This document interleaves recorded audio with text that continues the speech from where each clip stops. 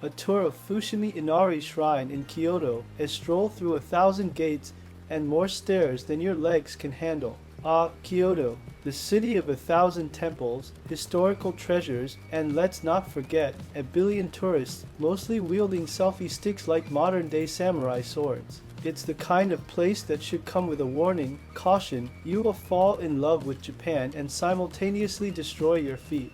But if there's one must-see spot that transcends all the guidebooks and Instagram posts, it's Fushimi Inari Shrine. Now, you've probably heard of it. It's the iconic shrine that comes with a seemingly endless path of bright orange torii gates, winding up a mountain like an ancient game of Snake gone wild.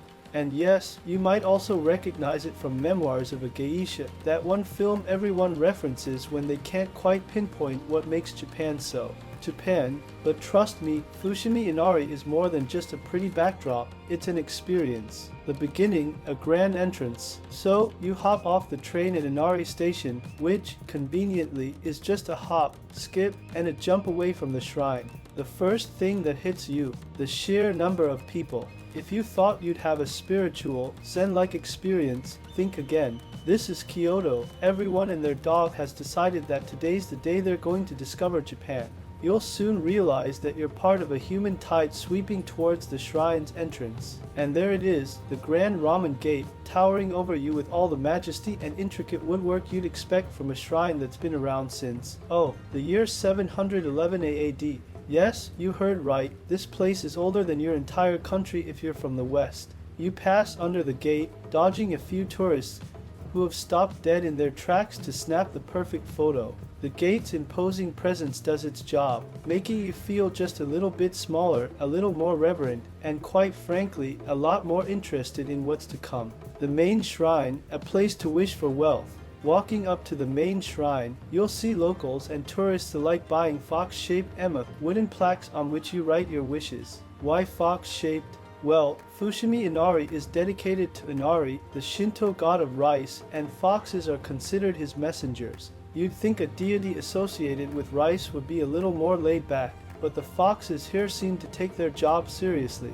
They've got a sort of don't mess with me vibe about them, probably because they're guarding people's deepest desires for wealth, success, and whatever else you can think to ask a god for. The shrine itself is bustling with activity, incense burning, bells ringing, and tourists trying to figure out the proper way to pray. Spoiler alert, it's 2 bows, 2 claps, and 1 more bow. You'll find yourself debating whether to pray for 1,000,000 yen, or just enough stamina to get you through the rest of the hike. The Senbin Torii, or the world's most photogenic workout. Here we are, the piece de resistance, the Senbin Torii, or thousands of torii gates if your Japanese is as limited as mine. These bright orange gates create an otherworldly tunnel that snakes its way up Mount Inari. Each gate is donated by a business or individual hoping for prosperity and good fortune, so they're all inscribed with the names of their benefactors. It's like the ancient version of having your name on a park bench, except way cooler and less depressing. You start walking, and for the first few minutes, it's all wonder and amazement. You're snapping photos, pretending you're a time traveler in ancient Japan, feeling a deep connection to the past.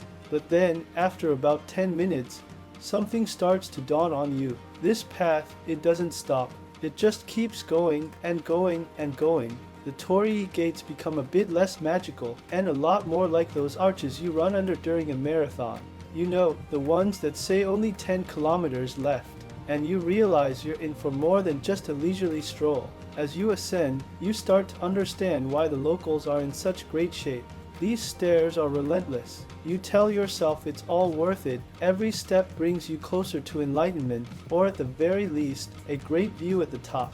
But you also start to wonder if Inari, the rice god, is testing your resolve.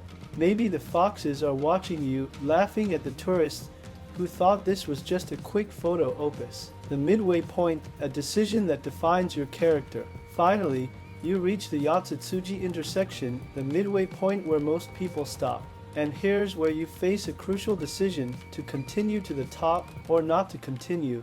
That is the question. On one hand, you've come this far, and the idea of turning back without seeing the summit feels like a betrayal to your inner adventurer. On the other hand, your legs are starting to feel like noodles, and there's a perfectly good view of Kyoto right here.